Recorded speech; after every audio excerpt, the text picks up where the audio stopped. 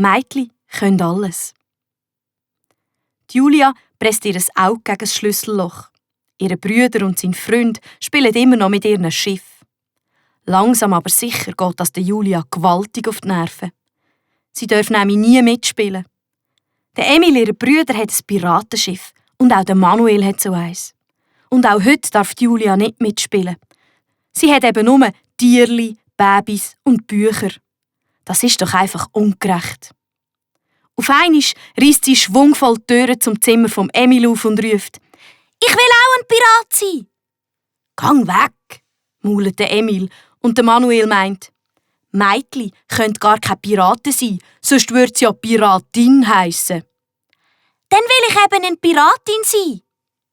«So etwas gibt's gar nicht», meint der Emil. «Oh, bitte, bitte, bitte, bitte, lasst mich doch mitspielen!»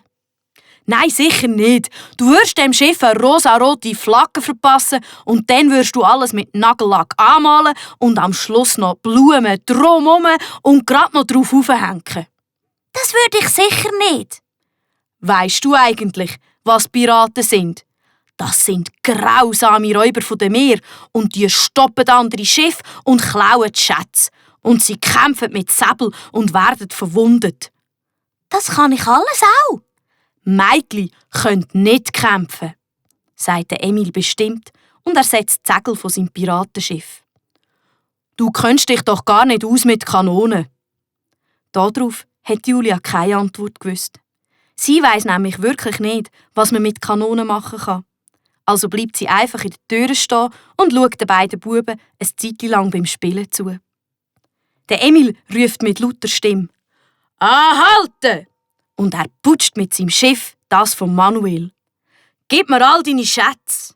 «Nein, nicht schon wieder. Ich habe doch fast gar nichts mehr.» «Mir egal, du kennst die Regeln. Meine Mannschaft ist stärker als deine, also her mit dem Gold.» Der Manuel hat vor sich hergebrummelt und macht dann eine Klappe von seinem Schiff auf und holt eine Schatztruhe aus Plastik raus. «Also da!» Er drückt sie ihm Emil in die Hand. «Ich bin der beste Pirat, der Pirat Emil!» In dem Moment hat Julia eine Idee. Sie läuft geschwind in ihr Zimmer zurück und holt ihren grossen Teddybär. Dann hockt sie sich ganz laut neben den Emil auf den Boden. «Oh, was willst denn du schon wieder?» Die Julia nimmt ihren Teddybär und setzt ihn mitten aufs Piratenschiff von Emil. «Anhalten!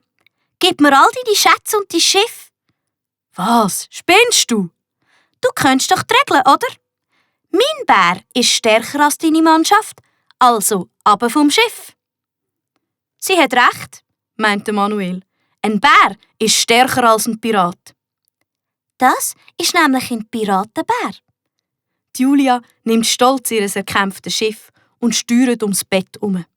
Der Emil schaut sie mit grossen Augen an. Das erzähle ich ihm Mami.» «Spielen wir beide weiter?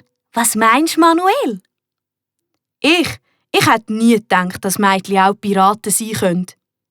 Dann nimmt er sein Schiff und fährt in Richtung Schreibtisch davon. «Mädchen können eben alles», sagt Julia und nimmt die Verfolgung auf.